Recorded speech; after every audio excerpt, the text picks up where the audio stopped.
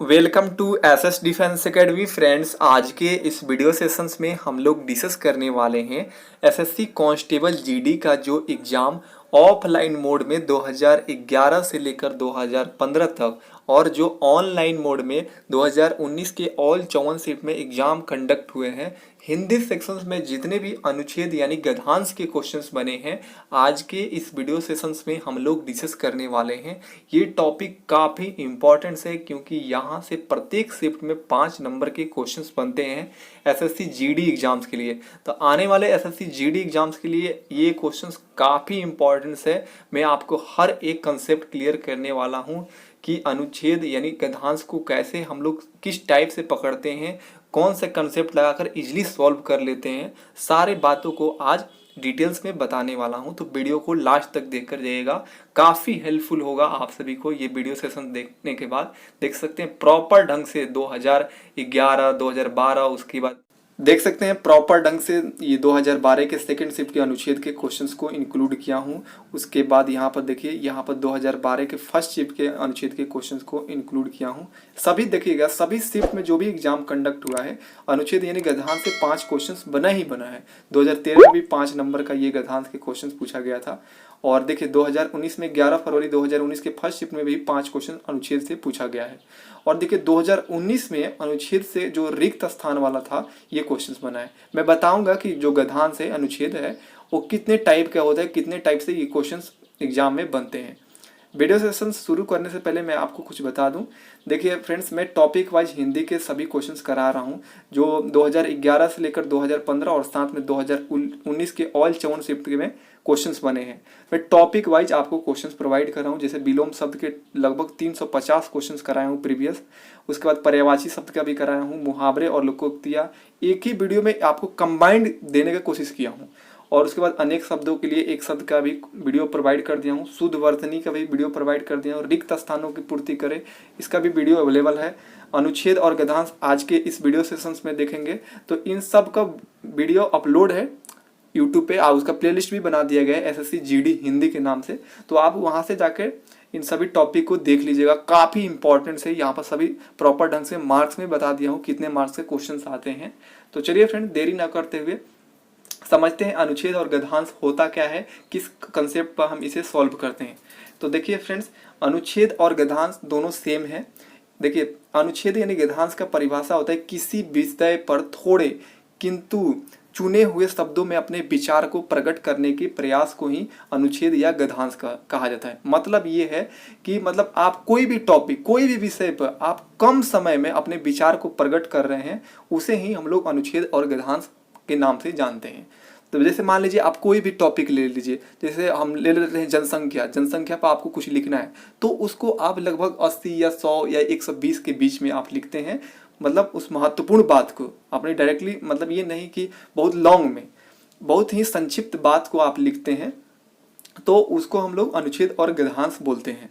देखिए अनुच्छेद जो होता है एसएससी जीडी एग्जाम में 2 तरह से आते हैं। एक तो आता है कि आपको मतलब ऐसे गद्यांश दे दिया जाता है, मतलब प्रश्न का उत्तर देना होता है। और एक आता है रिक्त स्थानों को भरे। 2 टाइप का आता है, देख सकते हैं। जो आप यहाँ पर देख रहे हैं ये गद्यांश, इसमें आपको एक प्रॉपर ढंग से एक यहाँ पर गद्यांश मतलब एक अनुच्छेद लिखा रहेगा और आपको इसको पढ़कर और इसका क्वेश्चंस का आंसर देना होता है। और अनुच्छेद उसके बाद जो सेकंड टाइप होता है ये फिल इन द ब्लैंक्स करने के लिए। इसमें देखिए यहाँ पर जो सेंटेंस है इसी के बीच में आपको फिल इन द ब्लैंक्स करना होता है। नीचे यहाँ पर जो ऑप्शन ए दिया है, देखिए ऊपर मान लीजिए यहाँ पर भरना है तो यहाँ के लिए 4 ऑप्शन दे दिया गया। तो इस टाइप के क्वेश्चन बनते हैं। तो चलिए फर्स्ट गद्यांश को हम लोग पढ़ते हैं। आप लोग समझ गए हैं ना कि अनुच्छेद जो होता है, अनुच्छेद यानी गद्यांश दोनों सेम ही है, अनुच्छेद कहिए या गद्यांश कहिए। एक तो प्रश्न वाला क्वेश्चन आता है, मतलब आपको पढ़ के सबसे पहले आपको पूरा गद्यांश पढ़ना होता है, फिर उस पर प्रश्न जो रहते हैं उसका आंसर देना होता है। एक ऐसा रहता है जिससे गद्यांश, उसमें फिल इन द ब्लैंक्स करना होता है। तो चलिए फर्स्ट गद्यांश पूछा गया था ये 5/6/2011 के एग्जाम में एसएससी जीडी में।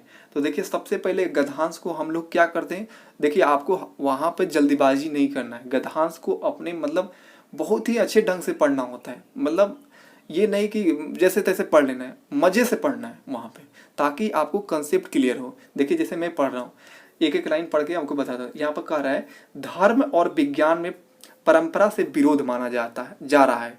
कहा जाता है कि धर्म की उत्पत्ति भय से हुई है। धर्म की उत्पत्ति कैसे हुई है? भय से। तो आपको इस तरह कहानी बनाना होगा गद्यांश को, ताकि आपके माइंड में सेट हो जाए, और एक बार ही पढ़ना है और एक बार में ही आपके माइंड में सेट हो जाना चाहिए। मतलब गद्यांश को इस तरह कहानी के माध्यम से पढ़े ताकि आपके माइंड में सेट हो जाए, ताकि हम क्वेश्चन देखें और उसका आंसर मार दें। तो ये देखिए, सबसे पहले तो यहाँ पर धर्म और विज्ञान के बारे में है। देखिए शुरू में फर्स्ट जो लाइन है, कह रहा है धर्म और विज्ञान में परंपरा से विरोध माना जा रहा है। चलिए, तो हम ये जान गए कि धर्म और विज्ञान के बारे में ये टॉपिक है। कहा जाता है कि धर्म की उत्पत्ति भय से हुई है। ठीक है, धर्म की उत्पत्ति कैसी हुई है? भय से हुई है, और वह तर्कहीन विश्वास पर आश्रित है। कौन? धर्म जो होता है तर्कहीन विश्वास पर आश्रित है। विज्ञान की उत्पत्ति सत्य के प्रति जिज्ञासा से हुई है। विज्ञान की उत्पत्ति कैसे हुई जी? सत्य के प्रति जिज्ञासा से हुई है। और जबकि कैसा, फर्स्ट लाइन में लिखा है धर्म की उत्पत्ति भय से हुई है, और ये विज्ञान की उत्पत्ति सत्य के प्रति जिज्ञासा से हुई है, और उसे हर बार में तर्क, बुद्धि और प्रमाण की अपेक्षा होती है। किसे? विज्ञान को।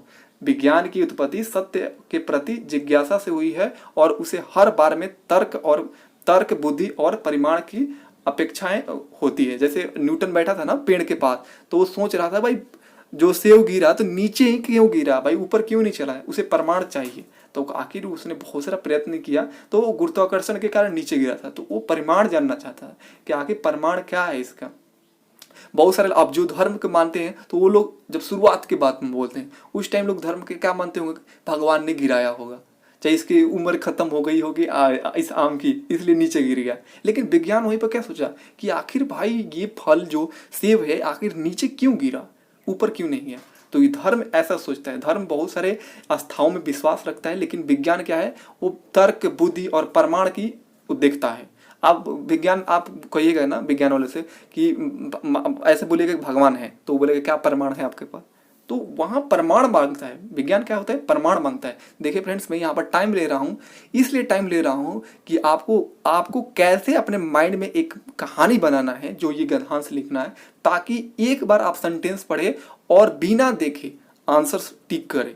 देखिए, तो ये क्या होता है? विज्ञान क्या होता है? तर्क, बुद्धि और प्रमाण की अपेक्षा रहता है, जबकि धर्म क्या होता है? ये धर्म जो होता है ये भय पे कि क्या होगा क्या नहीं होगा, मतलब ऐसा सोचता है। देखिए, धर्म एक सर्वशक्तिमान, अनादि, अनंत ईश्वर की कल्पना करके मनुष्य को असहाय कर देता है। धर्म जो होता है, धर्म एक सर्वशक्तिमान, अनादि और अनंत ईश्वर की कल्पना करके मनुष्य को असहाय कर देता है। विज्ञान ईश्वर जैसी किसी बाह्य संस्था को स्वीकार नहीं करता है। विज्ञान जो होता है ईश्वर जैसी किसी भी बाह्य संस्था को स्वीकार नहीं करता। देखिए यहाँ पर बात आई गया, मैं आपको उदाहरण से समझा रहा था और इसमें लिखा ही है, तो आपको इस तरह सोचना है। विज्ञान जो है ना ईश्वर पर विश्वास वगैरह नहीं रखता है, लेकिन हमारा धर्म क्या है? विश्वास रखता है। अब देखिए, धर्म मनुष्य को आध्यात्मिक बनाता है। धर्म जो होता है मनुष्य को आध्यात्मिक बनाता है, बिल्कुल बनाता है। विज्ञान का विकास विशुद्ध भौतिकवादी होने में है। अब देखिए नेक्स्ट आगे क्या लिखा है? लिखा है परलोक में स्वर्ण का आकर्षण और नरक का भय उत्पन्न करके धर्म मनुष्य से नाना प्रकार के अंधविश्वास पूर्णकृत कराता है। देखिए हाँ बिल्कुल, परलोक के स्वर्ण आकर्षण दिखाकर धर्म क्या होता है? अब बहुत सारे लोग धर्म को मानते हैं, बहुत सारे महिलाओं को देखिएगा, बोलते हैं गंगा स्नान नहीं करेंगे ना तो मुक्ति नहीं मिलेगा। ऐसे ऐसे लोग सोचता है कि मतलब बताइए गंगा स्नान हमें करना चाहिए तभी हमें मुक्ति मिलेगा। अरे भाई, हम भी जानते हैं कि गंगा स्नान कीजिए, मान लीजिए आपके पास गंगा स्नान करने की क्षमता नहीं है, तो क्या आपको मुक्ति नहीं मिलेगा? आपको मतलब स्वर्ग नहीं मिलेगा? आप स्वर्ग बात करते हैं तो ऐसा है। लेकिन गांव वगैरह में चाहे जो क्या बोलते हैं, जो जिनकी समझ नहीं है, वो लोग सोचते हैं कि नहीं हमको गंगा नहाना ही है, ऐसे लोग सोचते हैं। लेकिन ऐसा नहीं है, आप अच्छे काम कर रहे हैं तो वो बहुत बड़ी बात है, वो बहुत गंगा नहाने से बहुत बड़ा काम है। उसके बाद देखिए, विज्ञान न परलोक में विश्वास करता है और न ही स्वर्ग और नरक में, जबकि धर्म क्या है? ये स्वर्ग में नरक में विश्वास करता है। इतने सब विरोधी कथनों के बावजूद भी धर्म और विज्ञान में गहरा संबंध है। बहुत सारा विरोध है, बिल्कुल विरोध है, धर्म और विज्ञान में बहुत सारा विरोध है। धर्म और विज्ञान एक ही सिक्के के दो पहलू है। मतलब धर्म और विज्ञान की एक ही सिक्के के दो पहलू का मतलब क्या है? अलग अलग राय। अब देखिए, धर्म क्या कहता है? धर्म हमारा कहेगा कि सूर्य जो होता है ये हमारे भगवान है। बिल्कुल, अब अगर हम धर्म के अनुसार देखें तो सूर्य क्या है? भगवान है, हमारे सूर्य भगवान है। लेकिन वहाँ पर देखें हम तो एक क्या है, सूर्य क्या है, एक बहुत बड़ा मतलब क्या है, पत्थर जैसा है, मतलब सूर्य एक नहीं है, कई है सूर्य। तो ऐसे लोग सोचते हैं, मतलब तो मतलब अलग अलग पहलू होता है। अब बहुत सारे लोग बोलते हैं कि जैसे वैसे बारिश वगैरह होती है तो धर्म हमारा कहता है कि भगवान टाइम टाइम से बारिश मतलब कराते हैं, लेकिन ऐसा नहीं, विज्ञान मानता है कि मानसून आने के कारण ये बारिश होते हैं। मतलब तो ऐसे ऐसे पहलू है, विज्ञान कुछ और सोचता है, हमारा धर्म कुछ और सोचता है, तो दोनों में डिफरेंस है। इसीलिए कहा यहाँ पर कहा गया है धर्म और विज्ञान में एक ही सिक्के के दो पहलू हैं। सिक्के के पहलू के मतलब अलग अलग सोच है। अब देखिए दोनों का, लेकिन दोनों का लक्ष्य क्या है, सत्य के रूप में उद्घाटन करना है। पहलू लेकिन ये अलग अलग है, लेकिन दोनों का लक्ष्य एक ही है कि सत्य के रूप में उद्घाटन करना है, सत्य को हमें देखना है। इसका दोनों का एक ही मकसद है। हाँ, दोनों की प्रणाली अलग अलग है। यदि सर्वेक्षण किया जाए तो मानव जाति पर आज धर्म के बदले विज्ञान का प्रभुत्व फैला हुआ है। अगर सर्वे किया जाए तो बिल्कुल अब विज्ञान पर काफ़ी प्रभुत्व फैला हुआ है। आज तो सारा ही कुछ मतलब साइंस पे ही डिपेंड हो गया है, सबके पास फोन हो गया है, मतलब क्या बताऊं। तो बिल्कुल उसके बाद देखिए अब यहाँ पर क्वेश्चंस बना है, 5 क्वेश्चंस, देखिए कितना अच्छा अच्छा क्वेश्चंस बना है। आप लोग अगर इस कंसेप्ट से पढ़ते हैं, देखिए मैं यहाँ पर टाइम लिया, लेकिन आपको टाइम नहीं लेना, वहाँ पे पढ़ना है और अपने माइंड में एक स्टोरी मतलब कि उस स्टोरी बनाना है कि हमें क्या इसमें जो पैसेज लिखा है इसमें क्या बात किया गया है। देखिए फर्स्ट क्वेश्चन देखिए, लेखक के अनुसार विज्ञान किस पर आधारित है। तो अभी मैंने ऊपर पढ़ा ना, विज्ञान क्या है, एक प्रमाण मांगता है। क्या मांगता है, प्रमाण मांगता है, तर्कहीन विश्वास पर नहीं रखता है। भय, ये भय तो धर्म करता है।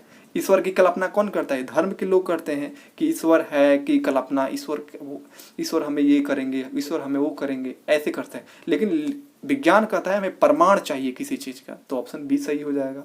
अब देखिए आप देखिए, मैं ऊपर पढ़ने वाला नहीं हूँ, आपको इतना समझाया हूँ तो आप खुद बना लीजिएगा। अगर आपको नहीं समझ में आ रहा तो देखिए यहाँ पर लिख दिया है कि जो यहाँ पर लिखा है ना, विज्ञान की उत्पत्ति सत्य के प्रति जिज्ञासा से हुई है, उसे हर बार तर्क, बुद्धि और प्रमाण की अपेक्षा होती है। तो किस चीज की होती है आवश्यकता, तो प्रमाण की आवश्यकता होती है। तो आप लोग ऊपर ढूंढ के भी बना सकते हैं, लेकिन आप यदि कंसेप्ट मतलब अपने माइंड में स्टोरी बना लिए हैं तो आपको ऊपर पढ़ने की कोई जरूरत नहीं। एक बार अच्छे ढंग से पढ़े हैं ना तो बिल्कुल एसएससी जीडी एग्जाम के लेवल के मैं बता रहा हूँ, आप डायरेक्टली आंसर्स मारेंगे। अब देखिए सेकंड, विज्ञान और धर्म दोनों का अंतिम लक्ष्य क्या है।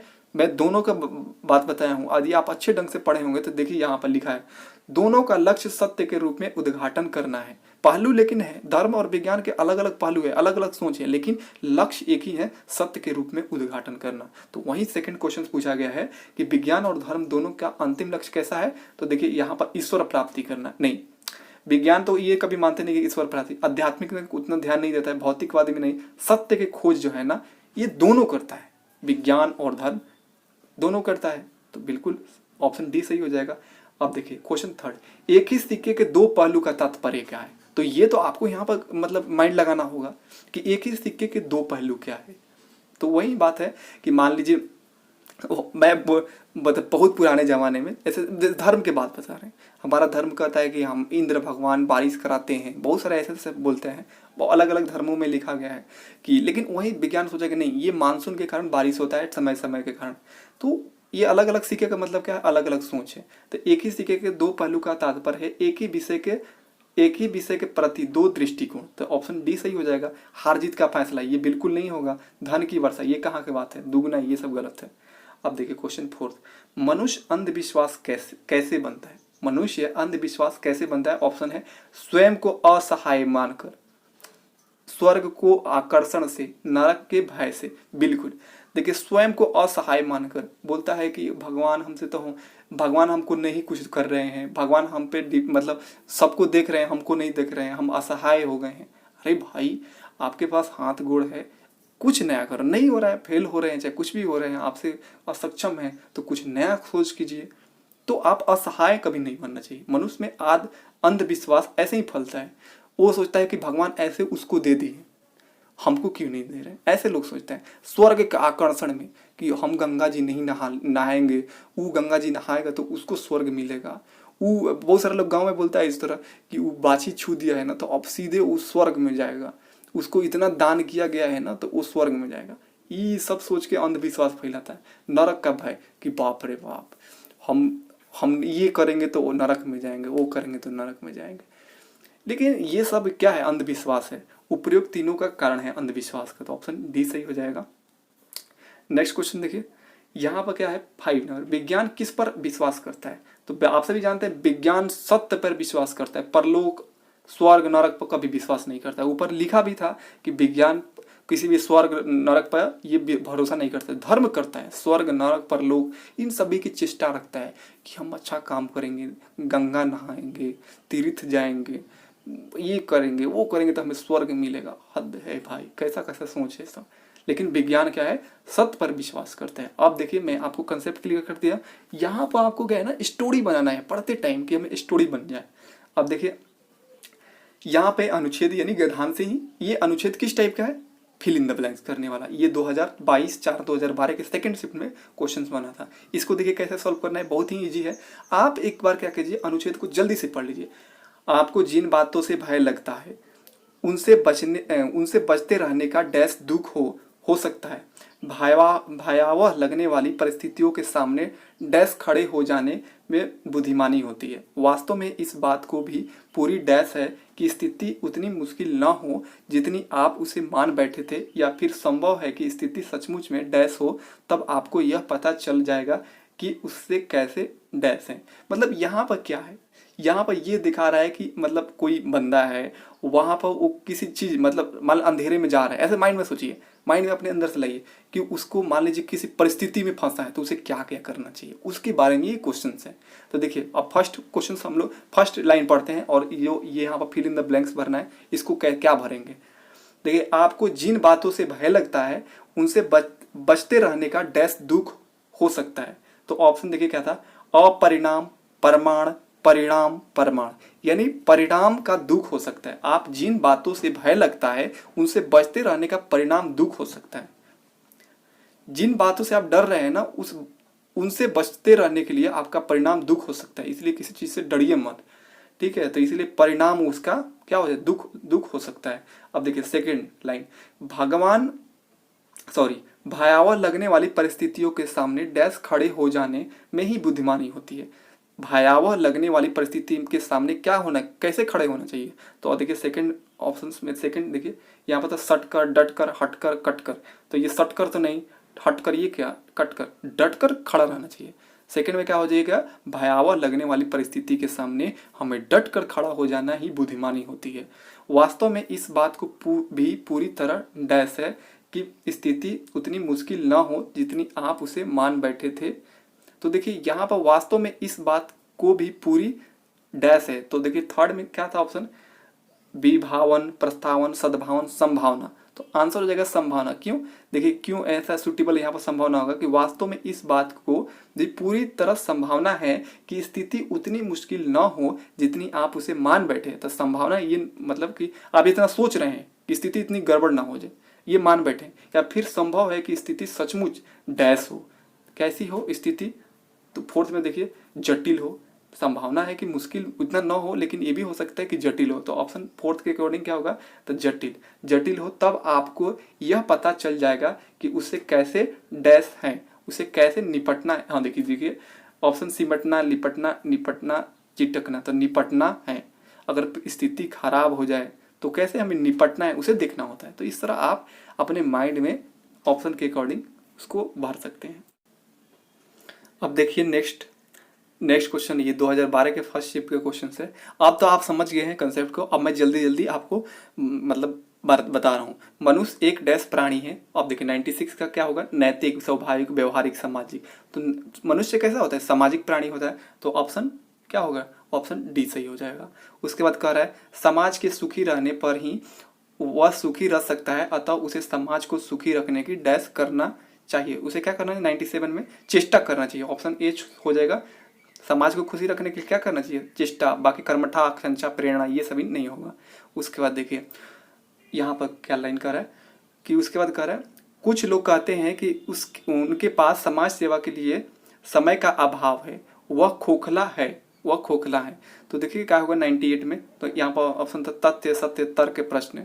तो यहाँ पर तर्क होगा, मतलब वह खोखला तर्क है, ऐसा कुछ नहीं है। कुछ लोग कहते हैं कि उसके पास समाज सेवा के लिए समय का अभाव है, यह खोखला तर्क है। ये तर्क हो सकता है। बहुत सारे लोग कह सकते हैं उसके बाद टाइम है, कुछ लोग कहेंगे कि नहीं है, तो यहाँ पर तर्क वाली बात हो जाएगी। उसके बाद देखिए, यदि हम में समाज सेवा की डैश इच्छा है।